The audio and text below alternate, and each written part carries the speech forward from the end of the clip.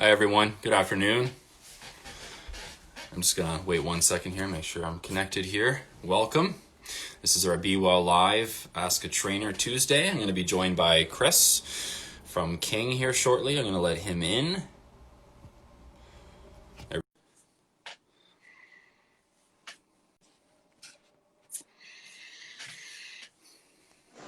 Mike, Hey, how's it going? Happy New Year. Yeah, Happy New Year. Happy New Year, everyone. Hopefully, it's a better one. And we're here for our first Ask a Trainer Tuesday of 2021 for our winter semester. So for those of you that are new students, welcome, and welcome back our returning students who have been participating in our recreation events, workshops, daily lives. We're going to be continuing along the same kind of path and maybe get a little bit more in depth in some of our categories. So my name is Mike. I'm a sport coordinator here in Athletics and Recreation, joined by Chris, who's also a coordinator for King Campus. And we're going to be talking to you today about intensity techniques for body weight exercises, which is appropriate for our given situation, not having full access to fitness facilities, Absolutely. and trying to get creative with minimal to no equipment that you have in your home, which is pretty much what I have, unfortunately, but trying to get creative. And so we're going to kind of give you some tips from both of our perspectives as to maybe how you can approach it, besides just doing more repetitions and different methods and techniques that you can do to spice up your at-home workouts. So what are some of the things that you like to do? I know that you've obviously done a few of our videos regarding some household items like bed sheets and kind of Right. really creative things like that. Is there anything that maybe you can touch on that if you didn't? Now, most people have bed sheets, but let's just say they have nothing or next Yeah. to nothing. What would your first approach be?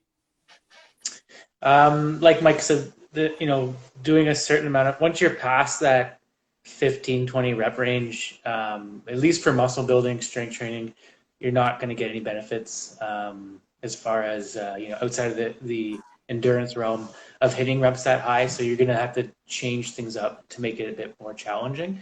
And there's lots of things you can do.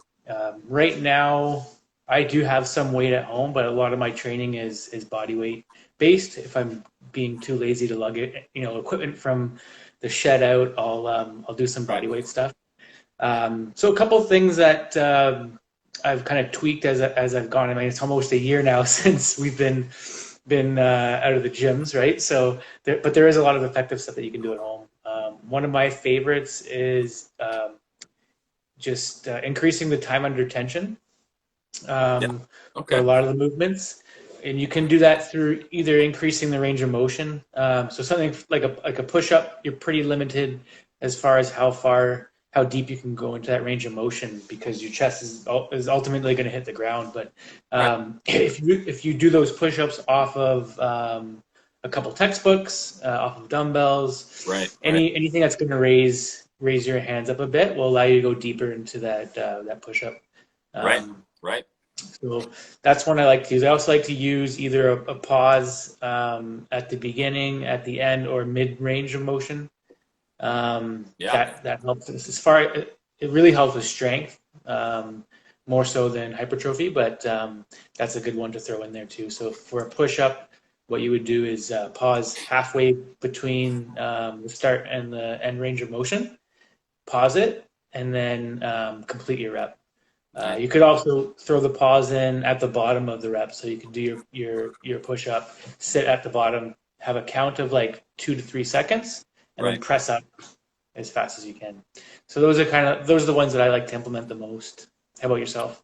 Yeah, yeah. I mean, they're kind of all related, and you have to kind of sit back and before you start your workout as to what the plan is, right? So, you had mentioned, time under tension. So, for a lot of you that don't even maybe know what that is, it's basically just manipulating the range of motion, like Chris was saying. So you can incorporate maybe eccentric and isometrics, which is basically kind of a held contraction, much like a plank or a wall sit or something like that, where the muscle isn't shortening or lengthening, it's kind of just tightening up. So I try to throw those in just to kind of push myself during a workout if I'm just doing a regular set of lunges or whatever the exercise is that you can incorporate that with. You kind of just pause in the middle or at the bottom and you feel that extra burn. So definitely that is for sure one thing that I would do. And then going back to what I was saying is maybe before you start working out the plan that you're going into it, that maybe you have a certain style of workout you're going to do, depending on the level of difficulty. So some plyometrics, which would be more kind of explosive power movements, like kind of squat jumps and split lunges and power push-ups and things like that, that was much like the time under tension, but with more explosiveness to it, which is more high intensity training. So those don't require any equipment whatsoever. You don't need an extra load to do that. Those are just ways to get that recruitment in excess to make it more more challenging. So hi guys, welcome you for joining in. So that's one thing I do, and then the second thing is maybe trying to incorporate different planes of movement. So instead of just up and down, is to maybe do lateral movements, things that require balance and coordination, like functional style training that can make it difficult just on its own. But those are definitely some things for sure. Do you have any kind of favorite exercises that you do body weight, that any additional ones that people could maybe try? Yeah, I mean, it'd be pretty creative these days, right? I just want to kind of touch on something. A lot of people, so plyometrics are great, but you really have to do them with intention. A lot of people, they'll program them in, not really focusing on the quality of the movement, and that's kind of the key. Is you shouldn't be able to do more than 15, 20 jumping lunges if you're doing them correctly, right? Actually focusing on the force production, not just lazily going through them. It's not a means to an end. It's you really have to do it with focus and intent. So I just want to kind of touch on that. Favorite, I think my favorite exercises right now. So I on Mondays I am doing that the Gains at Home program. And I really like the rows using the bed sheets. Oh yeah. So last night we had people, they had scarves, towels, so anything that's going to be long enough to use. But I really like doing like a drop set with like a wide grip row or pull up, and then working on the upper back and traps and go even a bit wider. So you do 5 to 10 reps doing almost like an inverted row. And then just bringing the elbows up a bit higher, working on those smaller muscles and isolating them up a bit more. But the push-ups, another one I'll do. It's a mechanical drop set, so you do plyo push-ups again, like really focusing on getting as high as you can off the ground, absorbing that weight, and slowly coming down in a controlled fashion. So if you can do more than like 5 of those with proper technique, you're in a pretty good spot. A lot of people just kind of rush through them. So take your time through them. So I'll do like five to 8 of those, and then immediately go into a standard push-up and do 5 to 8 of those, and then I'll drop to my knees and do a modified push-up and do another 5 to 8 of those. So that's a nice hypertrophy set that I'll throw in there. With a little bit of strength focus as well. Those are my top 2 right now. Doing a lot of Nordic raises. Sticking my legs under anything that I can fit my feet under, and you're just basically raising your upper body off the floor using your hamstrings and glutes.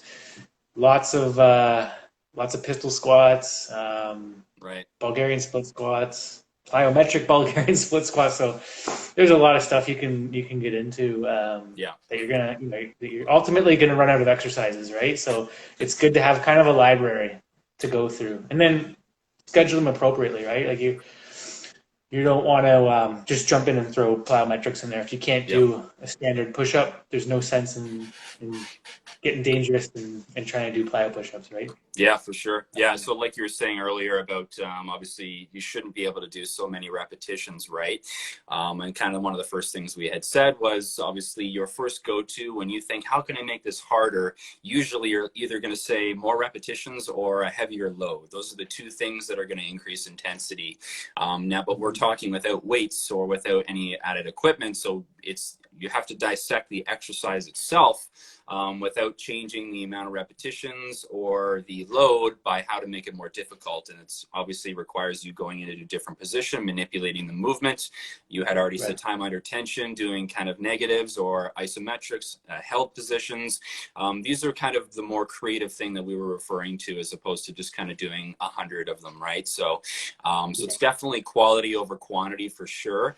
And then myself, I would just suggest any total body movements. So typically anything that is total body over a single joint exercise is going to increase your heart rate more, burning more calories, and then as well as just overall intensity is there. So one of the exercises I like to do is kind of like an inchworm to a push-up. So where you kind of crawl your way backwards, where you get the hamstrings tightened up, and then walk my way forward into a push-up, and then from there I can go into some mountain climbers or Spider-Man walks or whatever, right? You just kind of have to have fun with it, and then you learn as you go, and you'll go, hey, I can kind of throw that in the mix, and now you have 4 exercises in one. And then, like you said, you're usually only doing about 5 or 6 of those, and you're pretty gassed. So don't think of it that you have to do 100 repetitions or you have to wear, a bag with bricks in it. Not necessarily, right? Those are obviously good ideas, but we're thinking body weight here. So those are my suggestions. And then as well as maybe just the type of workout you're doing, which we're actually going to be talking about in a couple of weeks, which is kind of continuous training versus kind of interval training, which I'm not going to get into because that'll give away our next kind of discussion. But that is also a way to maybe change up the intensity as opposed to kind of straight sets and repetitions. So those are my thoughts. Do you have any other additional tips for anyone for body weight training intensity? Yeah, I think increasing your frequency. So obviously, if you're training at home right now, you're not going to be able to put your body under enough stress. To need those huge 48, 72 hours in between. So by all means, I would say increase your frequency. So I would say do a full body program 3 to 4 days a week, or upper body, lower body. Right. There's going to be no need to isolate all your bis and tris, back and chest workouts like that. I would say the name of the game right now would be higher frequency, 3 to 4 days a week, full body days. Like I said, you're going to be able to reap the benefits of having higher frequency, and you won't need that recovery in between because you're not throwing a bunch of exercises and different machines and you're pretty limited, so you can bump up the frequency, and you're going to be able to train Monday, Wednesday, Friday. You're not going to be so sore that, unless you're just starting out, right? This is for people that are maybe past the push-ups and the bodyweight squats and stuff. Right. But I would say that's try maybe maybe 4, maybe a cycle of higher frequency, and then go from there. I think it's a good way to increase the intensity as well. Yeah, for sure. No, these are all good ideas, and it's obviously subjective to what you guys enjoy, and the whole point is you want to enjoy it. So try to find some exercises that can challenge yourself without, like you said, making it an hour and a half workout. Try to do, like a 30-minute session. I would recommend, if you haven't already been following some of our fitness classes, which are starting up again this week, because a lot of that requires minimal to no equipment. Some of your boot camp classes that you were doing obviously are very similar to that. And then I'll be starting a functional kind of training workout as well. I think I actually have one today at 2:30. Awesome. So if you want to join in on that, you can. You can kind of see what we're kind of talking about here as some of the exercises that require you to move in different directions and get yourself stuck in positions that maybe are a little bit more difficult, that you notice a difference. So other than that, thanks for joining us today, and Chris for your insight and perspective on all these things that obviously you're expert in. And thanks everyone for tuning in. We're here every day at 12:15 with a different kind of theme every day. So welcome back, students, and I guess have a good rest of the week. Awesome. Enjoy your class today, Mike. Yep, will do. See you guys. Take care. All right.